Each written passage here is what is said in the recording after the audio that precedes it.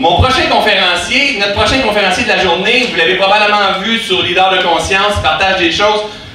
Je le connais pas beaucoup encore, mais ça me semble être un gars assez weird, mais un génie aussi d'un côté.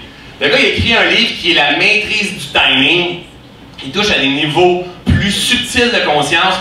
J'ai hâte d'écouter ce qu'il a à nous partager. Je vous demande d'accueillir chaleureusement Christian Théberge.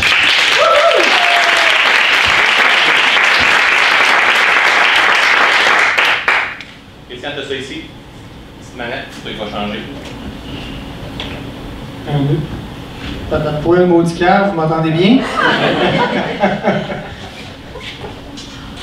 J'aime ça prendre des citations de plein de gens. Alors, on bénéficie de 15 minutes et moins quelques secondes pour faire connaissance. Donc, moi, j'ai pas eu le temps de faire connaissance avec tous les leaders de conscience jusqu'à maintenant. Alors, j'ai le privilège de parler. Par contre, j'aimerais vous entendre aussi. Alors, qu'est-ce qu'on va faire? Je vais enlever mes lunettes, tiens. Je vais me mettre à mon aise jusqu'à un certain point. Alors, avant que je me mette à parler pendant 13 minutes maintenant, 14h30, c'est bon, j'aimerais vous entendre parce que je voudrais qu'on fasse un ajustement vibratoire. Parce qu'aujourd'hui, je vais vous parler d'énergie. Donc, mon titre, en fait, je me l'ai attribué tout récemment. Là, cette photo-là, c'est pour mon site web personnel parce que j'ai un site web corporatif aussi. Coach en déblocage et activation de soi, donc ça sous-entend qu'il y a de l'énergie derrière tout ça.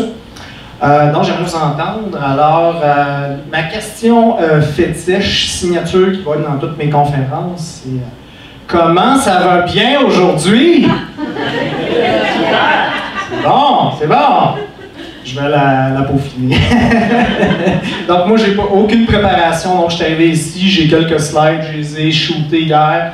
Je ne sais pas qu'est-ce que ça va donner, mais on va y aller avec ce qu'on a. Donc, pour les minutes qui nous restent, je vais vous présenter qui je suis. Et ensuite, je vais essayer de vous amener graduellement vers le sujet. Je vais vous faire aussi des petits pas de danse. Alors, donc, je vais vous amener graduellement vers un sujet qu'on vous avait demandé de décrire, de disserter, de discuter avec vous, qui était la chirographie, qui est en fait un outil, une technique que j'ai développée. J'ai également développé un logiciel avec ça. Donc, comme François le mentionnait, très bonne intuition, je suis un weirdo. Pour ce qui est du côté génie, ben, c'est à vous de le découvrir et à vous d'en juger. Alors, un petit peu de modestie, surtout pour une première conférence. Alors moi, mon parcours est très simple. Contrairement à Marie-Francine qui vient de passer tout à l'heure, moi j'étais quelqu'un qui se plaignait beaucoup. Donc quand j'étais jeune, je ne sais pas comment ça s'est produit, mais j'avais un gros ego. J'étais quelqu'un, pour quelconque raison, j'avais une personnalité qui était relativement équilibrée quand j'étais jeune. J'étais relativement précoce, donc je parlais à un bas âge, dès l'âge d'un an, je parlais beaucoup, je communiquais avec les adultes. Par contre, en vieillissant, en grandissant, j'étais dans un environnement où est-ce que c'était très compétitif, les garçons. J'avais des oncles, mais mon modèle, c'était des oncles. Et puis, c'était des fermiers, le gros pick-up, la maison, macho, là. Puis moi, tout ce que je connaissais dans mon environnement, c'était des forestiers, des agriculteurs. Je ne cherche pas à discréditer ces gens-là, mais c'était des gens qui étaient très terre à terre. Tu sais, quand on est un homme, on a une énergie de mâle, très yang. Donc moi, c'est l'environnement dans lequel j'ai grandi. Jusqu'à l'âge de 16 ans, où est-ce que là, je me suis rendu compte que j'avais un problème. C'était pas un côté macho là, qui était un problème, mais c'est plutôt une personnalité yang excessive. Donc, je prenais mal tous les aspects de la vie où je n'avais pas le contrôle. Donc, j'étais mauvais perdant, je me fâchais, je m'irritais à chaque problème. Alors, ça s'est empiré, ça, avec le temps. Donc, je ne ferai pas vous voyez un petit peu le portrait où j'en suis arrivé jusqu'à tout récemment. Là, je suis en train de démonter pièce par pièce cet ego-là. Ce qui m'a amené graduellement à faire connaissance avec les énergies. Pour faire un portrait rapide je ne ferai pas une ligne du temps de ma vie parce que ça va être trop, pas assez de temps, mais j'ai passé à travers le burn-out, la dépression, j'ai perdu un enfant, je suis mort, je suis décédé 2 fois. Vous allez me dire, mais t'es encore là, Christian, t'es un chat ou quoi, t'as une vie? En fait, c'est que c'est une longue histoire, mais une première fois, je suis mort dans une escalade au Guatemala pendant un orage. J'étais foudroyé par. J'ai pas été foudroyé par un éclair 3 fois, mais les éclairs sont tombés sur des arbres d'environnement, donc j'ai été électrocuté. La 3e fois, je pense avoir carrément perdu conscience. J'ai eu l'impression que ça a duré 30 secondes, mais j'ai senti le courant passer à travers moi. Donc, ma perception à moi, c'est que je me suis retrouvé dans une autre vie parallèle. Donc, en quelque sorte, je suis ressuscité. Ce que j'en ai compris avec le temps, c'est que on ne meurt pas. La mort, c'est une illusion.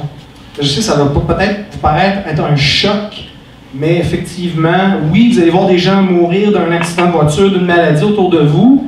Par contre, c'est leur réalité, c'est leur espace-temps à eux. On partage nos espaces-temps. Donc, là, je vous embarque dans un univers où est-ce que vous voyez ça venir. On vit dans un monde d'énergie. C'est Tesla qui disait, quand vous commencez à voir le monde avec les vibrations, les fréquences, votre vie n'est plus la même. Puis moi, l'univers, la vie m'a amené vers ça. Donc, graduellement, je suis devenu, malgré moi, coach en déblocage et activation de soi. Déblocage, on va le voir parce que c'est avec la chirographie. Donc, il nous reste... c'est merveilleux, il nous reste un beau 9 minutes. Alors, je vais aller chercher ma petite manette. Je vais essayer de démystifier le fonctionnement. Gauche, droite, ça ne devrait pas être trop compliqué. Voilà. Donc, je vous fais une petite introduction dans le monde des énergies. Vous êtes sans doute familier. L'aspect de l'énergie avec lequel on est le plus familier, c'est la vibration. Donc, François Lemay, lors de ses webinaires et de ses conférences, il nous parle, il y a son langage à lui, il y a son matériel, il y a sa façon de décrire le problème. Le problème des basses vibrations, moi je le vois comme ça, c'est que c'est des traumatismes ou un karma qui vient, si vous croyez aux vies antérieures, moi je n'y croyais pas jusqu'à tout récemment, ou ça vient aussi de vie parallèle. Je sais, ça peut paraître bizarre, j'aurai pas le temps de vous expliquer rationnellement tout ce qu'il y a derrière ça, mais en gros, on a des blessures. Donc, vous êtes sans doute familier avec les 5 blessures de l'âme. Lise Bourbeau les a popularisées. Trahison, abandon. Si vous les savez par cœur, vous pouvez les réciter avec moi, mais je pense que vous les connaissez. Donc, on porte tous en nous ces blessures-là. Il y a des masques qui sont associés à ces blessures-là. Ça crée des patterns, puis ça engendre des peurs, et ces peurs-là empirent les blessures, et ainsi de suite. Donc, c'est une roue qui tourne, et puis, si nos vibrations sont trop basses, on s'enfonce. La façon de s'en sortir, donc, c'est de reconnaître le problème, c'est de s'accepter tel qu'on est, c'est de se pardonner et de s'aimer inconditionnellement. Et puis, en faisant ça, de cause à effet, on attire de meilleurs auspices dans notre vie, et puis, on manifeste, par de haute vibration, on manifeste une vie qui est plus à l'image de qui on est vraiment, donc on est aligné sur nous-mêmes, sur notre être. J'ai le temps peut-être de vous partager un petit épisode de ma vie où est-ce que, bon, je vous ai parlé tout à l'heure de plusieurs épreuves par lesquelles j'ai passé. Perdre un enfant, c'est difficile, mais c'est pas l'épreuve qui m'a fait le plus mal à moi, qui m'a fait le plus souffrir. Ce qui m'a fait le plus souffrir, c'est que je suis sorti de l'université vers l'âge de 23 ans. J'avais un baccalauréat en poche, j'avais commencé une maîtrise, je ne l'ai pas complété, et là j'ai frappé un mur dans ma vie. Je devais faire face au monde du travail, et parce que je suis un weirdo, et parce que j'avais une mauvaise attitude, surtout pour moi, le monde du travail, ça a été l'enfer. Je n'ai pas trouvé d'emploi jusqu'à l'âge de 30 ans. J'ai trouvé mon premier emploi en Ontario, dans un milieu anglophone. Je n'étais pas bilingue. C'est une des raisons pour laquelle je ne parvenais pas à me trouver d'emploi. Entre autres, c'est que, étant donné que je suis plutôt neuro-droitier. C'est-à-dire que moi, je suis un artiste, un créateur, c'est mon cerveau droit qui prédomine dans ma personnalité, plus une basse vibration. Les employeurs le sentaient ça, donc ils ne m'engageaient pas. Alors, de fil en aiguille, j'ai habité en Ontario, j'ai fait un contrat d'1 an, ça s'est super bien passé. Je suis revenu à Montréal et là, j'ai commencé à travailler dans les centres d'appel et petit à petit, là, j'ai pu rouler ma bosse. J'ai appris beaucoup de choses. Donc, pour moi, ces années-là, où est-ce que jusqu'à l'âge de 30 ans, j'ai pas eu d'emploi, ça fessait dans le datch, comme on dit. Et une chose qui m'a fait, une des plus grandes leçons, c'est que mon père me disait, t'es pas capable de gérer ton argent. Je peux pas gérer mon argent, j'en ai pas. Je peux pas prouver que je suis capable de gérer mon argent. Un de mes grands rêves, qui va peut-être devenir une illusion plus tard si je parviens à accomplir ce rêve-là, c'est de devenir un homme d'affaires. Sauf que si je vous montre mon compte de banque aujourd'hui, vous allez dire « t'es pas un bon gestionnaire ». Donc mon ratio d'endettement versus mes revenus, je suis peut-être la personne parmi nous tous ici ce soir qui a le pire profil. Bref, toutes ces épreuves-là m'ont amené à écrire un livre. Qu'est-ce qui est arrivé, c'est qu'en 2012, juillet 2012, je me suis séparé et pendant toutes ces années où je n'avais pas d'emploi, j'ai eu le temps de lire. Alors, j'ai beaucoup réfléchi, j'ai beaucoup pensé à moi. Dès l'âge de 16 ans, moi, j'avais des difficultés avec les demoiselles. Donc, j'étais attiré, comme un peu tous les garçons, ils sont attirés par la jante féminine. Donc, les hormones sont dans le tapis. Puis moi, ben, j'étais un éternel prépubère, donc mon corps ne maturait pas. Puis moi, j'attribuais mes déboires conjugaux à cette époque-là à mon manque de maturité physique. Alors, j'étais un mâle alpha dans un corps de petit cul. Et ça ne fonctionnait pas avec les demoiselles. Donc, toutes ces épreuves-là ont fait que j'ai écrit un livre, donc ma première, ce que je considère être un décès, mais une réapparition dans une vie parallèle. Je ne vous raconterai pas dans tous les détails comment ça s'est passé, mais il y en a une dans le livre, dans la préface du livre, où je raconte la deuxième fois où je suis décédé et où j'ai réapparu dans cette même vie-ci, mais dans cette même vie-ci, dans un espace-temps parallèle. Donc, si vous voulez connaître toute la mécanique qu'il y a derrière, donc le livre, j'en ai des copies dans ma voiture, s'il y en a qui en veulent sur l'heure du dîner. C'est 20$ là, par copie. J'en ai déjà distribué là, à l'Académie Zéro Limite. Pourquoi j'avais fait ça? C'est qu'on dit que la carte d'affaires de nos jours elle est rendue obsolète. Cependant, ce qui fonctionne le plus, parce que les gens la jettent, là, la carte d'affaires, mais ce qui fonctionne, c'est un livre. Un livre, si vous en servez comme carte d'affaires, les gens ne la jetteront pas. Peut-être qu'ils ne liront pas le livre, mais ils vont s'en souvenir. Alors, c'est ce que j'ai fait à la Z.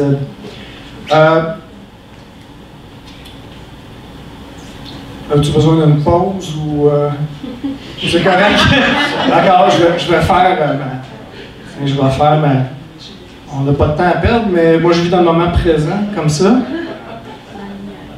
Bon, ben, je la ferai après, excuse-moi. OK.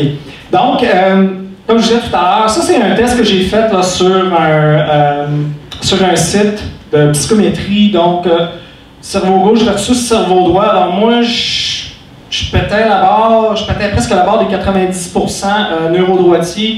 Au-delà de 90%, on est carrément autiste. Alors, j'étais près de l'autisme. Si je continue, donc c'est un blog où je parle justement du cerveau droit. C'est quoi? Le but, c'est pas de dénigrer les gens qui sont neuro-gauchers, qui sont plus rationnels, cartésiens, c'est pas ça du tout. C'est juste de permettre aux gens qui sont plus créatifs, artistiques, de reprendre leur place dans la société, de prendre leur place dans la société, puis de permettre à la société de redonner la place au cerveau droit. Et c'est très important. Donc, la vibration, on est familier avec ça. C'est dans le décor, donc on en parle beaucoup, le yoga, la méditation, la bonne attitude. Donc, tout ça, c'est important, on est familier, ça rehausse et ça nous permet d'assainir notre vie, notre réalité. Par contre, l'équilibre entre cerveau gauche et cerveau droit, il est très important, on néglige ça. Si vous avez le temps de jeter un coup d'œil sur mon blog, vous allez explorer cette avenue. Tout récemment, Suite au livre, dans le chapitre 11 du livre, j'ai créé une carte. Bref, le chapitre 11 de mon livre, La maîtrise du timing, est complètement déconnecté du livre. Et j'ai utilisé cette carte-là, j'ai superposé les dates et les durées de mon CV. Je les ai inscrits sur...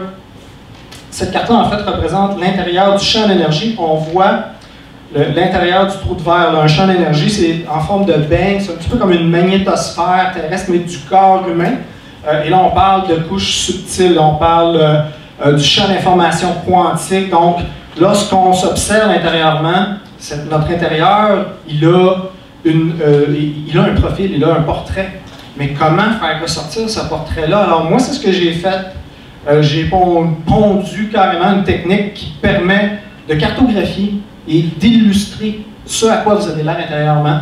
À quoi ça peut servir, ça? Ben, c'est de porter un diagnostic, d'extraire des données pour permettre aux coachs, aux thérapeutes, aux médiums, de savoir qui vous êtes, de voir déjà où sont vos blocages. Comme par exemple, l'intérieur, lorsqu'on est vraiment aligné sur notre être, sur notre essence, c'est l'intérieur. La signature ici, là, ça serait un parfait point au centre. Mais on n'est pas parfait, on a des faiblesses. Donc, il y a des pointes qui vont sortir du centre. Alors, c'est un petit peu ça, la chirographie. Et j'ai développé un logiciel. Ça ici, c'est une séance de cartographie sur l'argent. Je rentre pas dans les détails, on n'a pas le temps. Alors, c'est ça, mon logiciel et mon nouvel atelier. Oui, l'argent peut pousser dans les arbres. Un petit clin d'œil, ma fille, elle avait des problèmes à la gymnastique. Je lui ai montré le livre Connecte-toi, on l'a lu ensemble, puis ça s'est super bien passé, sa séance de gymnastique par la suite. Et alors, chapeau, François et Martine Sedilla, je ne sais pas si elle est ici aujourd'hui. Alors voilà. Ben, merci de votre écoute et désolé pour ces quelques secondes d'extra.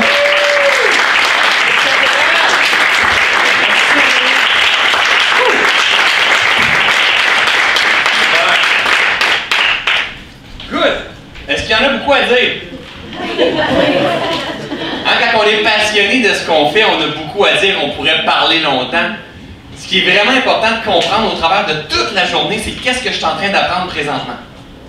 Qu'est-ce que je suis en train d'apprendre sur l'art de faire la conférence? Qu'est-ce que je suis en train d'apprendre sur moi? Qu'est-ce que je suis en train d'apprendre sur la personne que je vois en avant? C'est toujours ça qu'un leader de conscience devrait se poser. Qu'est-ce que je suis en train d'apprendre en ce moment? Christian, pour ça j'ai dit au début, un passionné, c'est un génie, il y a plein de choses, il y a plein d'idées, 1001 idées, on l'a vu là, quand il a donné sa conférence ici, 1001 idées. Le défi, parce que je me reconnaissais vraiment beaucoup en toi, là, le défi, quand on veut prendre la parole, qu'on veut parler et qu'on donne des conférences, c'est qu'on ne pourra pas tout dire. Jamais, jamais, jamais. Qui vont donner des conférences qui ont ce défi-là? Mets la main juste pour voir. C'est le défi pour tout le monde. C'est-à-dire, on ne pourra pas tout dire. Et de l'autre côté, il y a une partie qu'on part, puis on est dans nos affaires.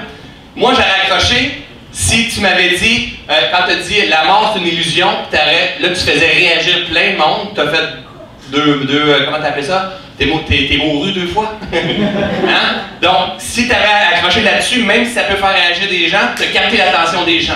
Et là, tu as rembarqué dans ton histoire de ça, parce que qu'est-ce qui est venu nous partager, Christian? Qu'est-ce qui est venu nous partager? Qu'est-ce qu'elle dit par rapport à l'énergie? On est à des êtres d'énergie. Oui, mais soyons honnêtes, est-ce qu'on sait vraiment qu'est-ce qu'il est venu nous donner? Parce qu'il y a tellement de choses, donc et c'est pas pour Christian, c'est pour tout le monde. C'est de dire, OK, c'est quoi mon intention quand que je quitte la salle, là? Qu'est-ce que je veux qu'il retienne? Une chose. Donc, quand tu es rentré dans ton histoire que tu es mouru 2 fois, moi je serais embarqué là-dessus. Et là, tu aurais capté l'attention, puis tu aurais peut-être pu emmener. On est juste énergie finalement au travers de tout ça. C'est juste de l'illusion, tu sais. Puis, et je fais ça dans ma vie, puis tout ça. Si vous êtes intéressant d'en savoir plus, c'est sûr que tu aurais ramassé plein de monde. C'est sûr, c'est sûr. Donc, mais le challenge, c'est de séparer moi qui est passionné de toutes mes connaissances, de tout ce que j'ai à faire, de comprendre qu'en plus, c'est un 15 minutes, donc c'est un challenge. C'est vraiment beaucoup plus difficile à 15 minutes qu'une heure. De dire, OK, ça, je laisse ça de côté, je touche juste une chose. Pour ça, pour plusieurs personnes, je vais réécrire en disant, non, 25 slides, c'est beaucoup trop, t'as pas idée. Mets-en pas ou mets-en quelques-unes, puis c'est quoi que tu veux laisser comme message aux autres. Donc, c'est le même défi pour plein de gens. On est passionné, On veut dire plein de choses, on a 15 minutes, puis c'est quoi que je veux léguer au bout de la ligne, au bout de tout ça. Bref, good job, t'es dans ton élément, c'est sûr. Moi, ton portrait de karma, de souffrance, puis tout ça, t'es pile poil dessus, là, c'est super puissant. Moi, j'aurais passé tout le temps là-dessus en tête, t'aurais pu passer la journée là-dessus, j'en suis sûr, toi. Hein, au travers de tout ça. Donc ça, c'était vraiment puissant au travers de ça. Fait que, on a tous à apprendre, autant par rapport à nous, par rapport à ce qui se voit là, et c'est à ça que ça sert cette journée-là. Et je vais toujours faire un bon feedback. Good job! Bravo!